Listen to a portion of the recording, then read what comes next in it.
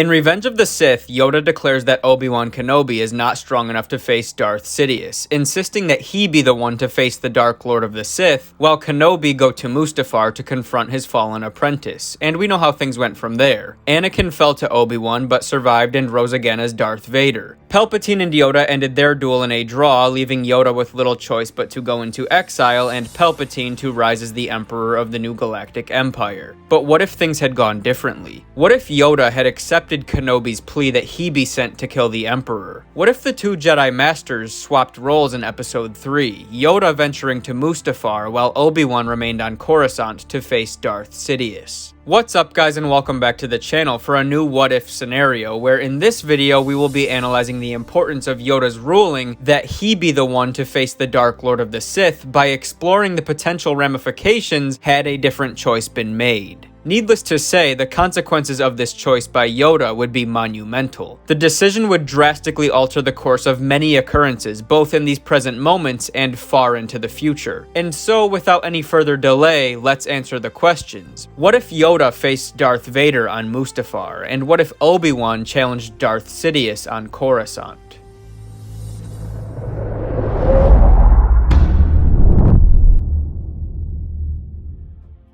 Kenobi paced through the halls of the Senate building, his anxieties creeping further into his conscious mind with every step as he approached the Chancellor's office. Yoda's words echoed in his mind. To fight this Lord Sidious, strong enough, you are not. How powerful could one man be? Kenobi himself was one of the finest Jedi Knights in the Order. He had proven this time and time again. His track record spoke for itself. But Yoda knew this as well as anybody, and still he insisted that this was the wrong move. No going back now.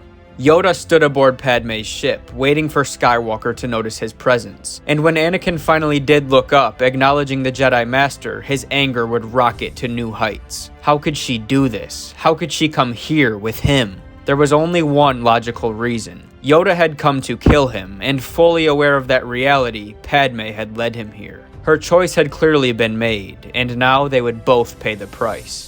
Two battles would erupt simultaneously. Kenobi would fare better than most against Palpatine's lightning-quick attacks. He was unique in his approach to combat, the type of opponent Palpatine preferred not to engage in a hand-to-hand lightsaber duel. The Dark Lord was superior to Kenobi in all ways. He would never be in any real danger here, but the Jedi Master was a formidable duelist. In this encounter, Sidious would come to see why Maul and Grievous had fallen when challenged by Obi-Wan. A few clicks away, Yoda and Anakin collided in an epic battle over the blazing mountains and valleys of Mustafar. Yoda, however, did not underestimate Skywalker. He never had. He knew what the former Jedi was capable of, yet he'd always remained cautious with the young boy, sensing an unsettling familiarity within Anakin, a similar aura to that of his former apprentice whom he'd trained long before the Clone Wars. This respect would ensure his victory. Skywalker was powerful, but like Palpatine with Kenobi, Yoda was light years ahead of Anakin.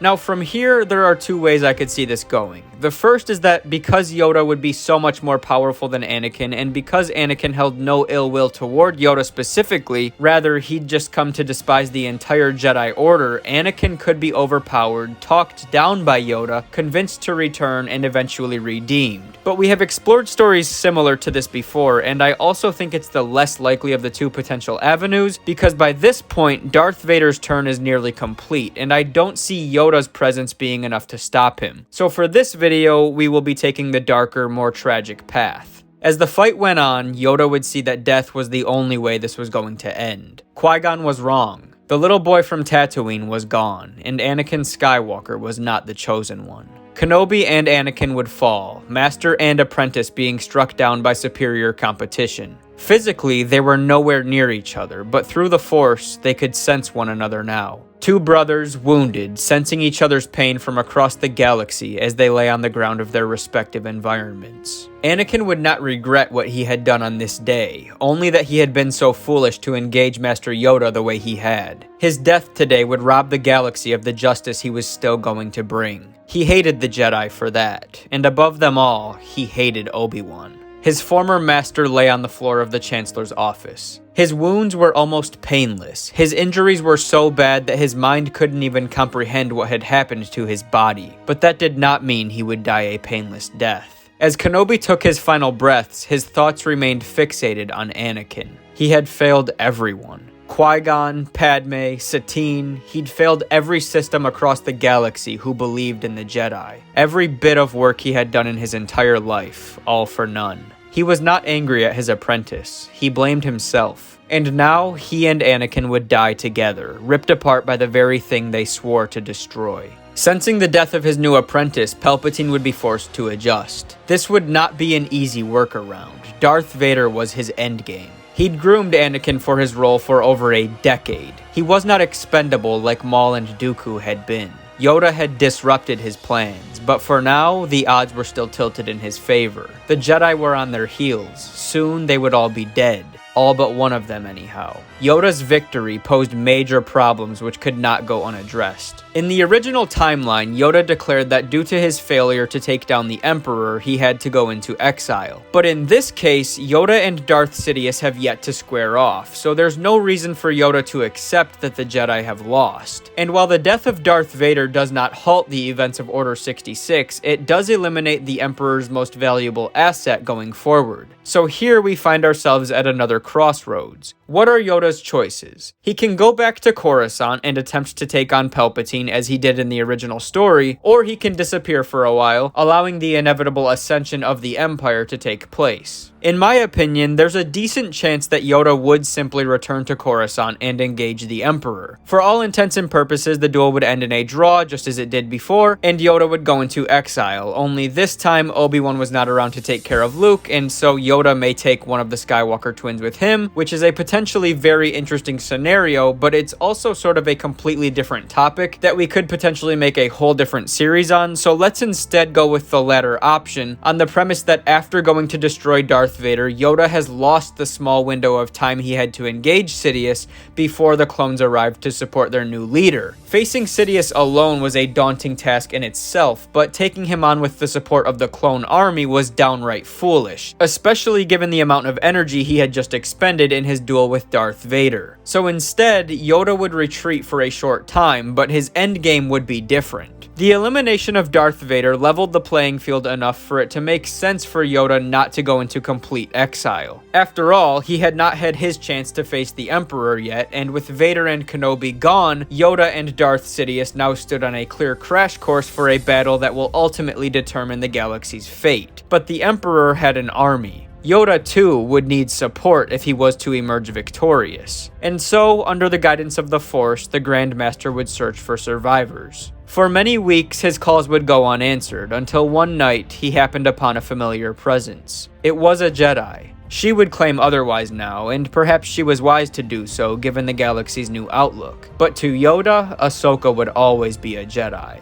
Of all the allies who could have survived the Emperor's attack, it figured that a young Padawan who'd been right in the thick of the battle when the clones turned on the Jedi would be the first one Yoda would find, maybe the only one. Not a powerful Jedi Master like Mace Windu or Plo Koon, not the younglings who at present posed no threat to the rising Empire, but the innovative and ever-confident apprentice of Anakin Skywalker. For Yoda, she was the best gift the Force could have offered him. She may have renounced her commitment to the Jedi Order, but Ahsoka knew who she was. She was a good person with a good heart, and a set of skills that would have put many Jedi Masters to the test. From here, Yoda and Ahsoka would scour the galaxy in search of survivors, while Captain Rex, a defective clone trooper who worked alongside Ahsoka during the Clone Wars, rallied others like him who'd somehow evaded the influence of their inhibitor chips. The Jedi's pursuit of more survivors would be unsuccessful. Yoda and Ahsoka appeared to be all that was left, and this left the Grand Master with another pivotal choice. Ahsoka was strong, but she would be of little value at his side against the almighty Emperor, and because of that, along with the reality of who Ahsoka Tano was, more specifically who her master was, Yoda would find another purpose for her. Rather than coming with him, Master Yoda would instruct Ahsoka to meet with Bail Organa on Alderaan. For what, she would not know until she got there, but Yoda insisted that it was there that the apprentice of Anakin Skywalker would find her next great challenge. After all she had seen and done throughout her young life, from her discovery and introduction at the Jedi Temple to her walking away from the Jedi Order, all the way to the bitter end of the Clone Wars, nothing she had been through would match the importance of her next journey. And so, Alderaan it was for Lady Tano. And for Yoda, a monster awaited him on Coruscant. Now, after the dust of the Empire's purge had settled, and with his own army of clone troopers at his side, the Grand Master would return to the place he'd called home for centuries. And on the other side, Darth Sidious patiently awaited the beloved Master Yoda, prepared to destroy him and complete his ascension to the top of the galaxy. Ahsoka stood in front of the window of Bail Organa's home with her eyes closed. The Senator observed the young Jedi as she remained motionless. She was completely focused on the unfolding battle on Coruscant. As efficiently as ever, Yoda and the clones marched through the halls, stunning each and every enemy who tried to stop them. Yoda entered Palpatine's office alone, leaving his soldiers outside to keep watch. But with Yoda's aid, the clones had secured the building. No one else was coming. This time, there would be no interferences, no clones threatening to tip the scales in Palpatine's favor. The galaxy's fate would be decided today. Only one of them was walking out of here alive. Ahsoka struggled to remain calm as Yoda clashed with Sidious. As the battle unfolded, things got scattered. She was only seeing bits and pieces now. Things became clear for a moment as both masters thrusted their hands toward one another, forces of dark and light meeting each other as Yoda and Sidious locked eyes. And in this moment, the Dark Lord would make a revelation he'd refused to entertain for many years. Master Yoda was not just another powerful Jedi. The two of them were equals. Yoda leaned forward, commanding the Emperor's full attention. He was winning. The dark side was quicker and easier to master, but Yoda had trained in the light for centuries. Palpatine raised his lightsaber from the floor behind them, whipping it at Yoda's back, but the blade stopped just inches away as the Jedi Master pressed harder. There was no emotion on his face, no grin of arrogance or premature celebration of victory. He was completely focused, and then it was dark. Ahsoka opened her eyes and, after a moment of thought, turned to Bail Organa. The look of uncertainty draped across her face told him all he needed to know. For now, patience was their only choice. The two of them moved to another room and sat quietly for a while. Ahsoka's gaze settled on the Skywalker twins, but her thoughts were stuck on Master Yoda. If he hadn't made it out of there, if he had lost, she was to take the girl into hiding with her and train her in the ways of the Force. Ahsoka herself was still only a Padawan. At 17 years old, she was nowhere near fit to raise a child. But keeping the twins together was unwise, and she was the only logical choice. Her entire life was going to be flipped upside down once again. She stood and walked toward another window, observing the Imperial starships looming overhead. She watched as a transport moved through the planet's atmosphere toward one of the larger ships. Not a particularly unusual thing to see. But then another one followed, and another one after that. She stepped out onto the balcony to get a better look at what was going on the surface. Imperial clone troopers from around the city below were all making their way toward the transports, all of which were heading back toward their mother ships, none of them returning back to the surface. They were leaving. All of them. She stepped back inside to see a hologram projecting before Bail Organa. And there he was, Jar Jar Binks. Misa back! No, I'm just kidding. Master Yoda stood before the Senator, informing him of his victory over the Emperor, but warning him that the war was not over yet. The Empire would pull their forces from many places right now, but only in an effort to regather and recalculate after this catastrophic loss. There were still cunning and power-hungry leaders at the head of their army, not to mention the legions upon legions of clones who still remained at their service. Under these circumstances, the galaxy would enter a long period of instability. Politicians had lost their influence.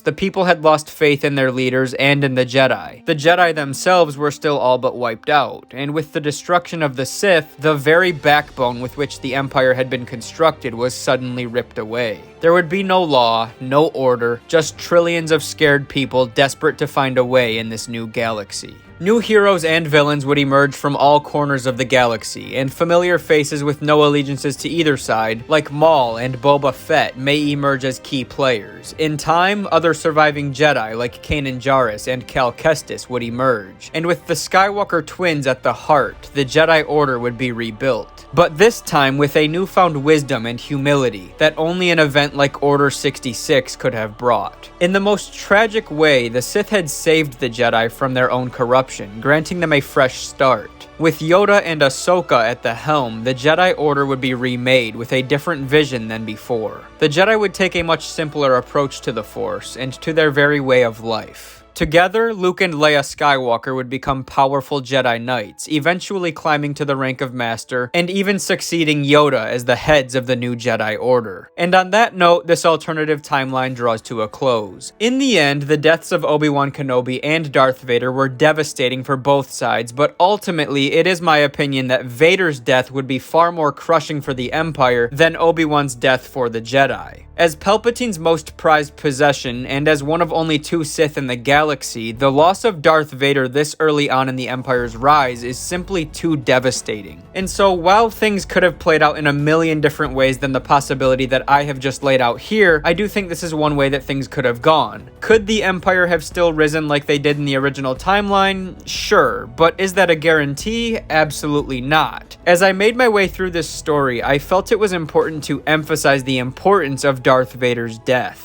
The entire story told in the first 6 films is all about him. He is the centerpiece to it all, and so if he dies, Palpatine can't just move on. Anakin Skywalker is too important to this story for both the Sith and for the Jedi and for the entire galaxy. But with that being said, I am going to go ahead and wrap this video up here, so let me know what you guys thought about this video in the comments section below, and feel free to comment your ideas for some more what-ifs that you would like to see me cover in the future. If you enjoyed this video, please remember to drop a like to support the channel, subscribe to the channel if you are new, and of course, may the Force be with you always.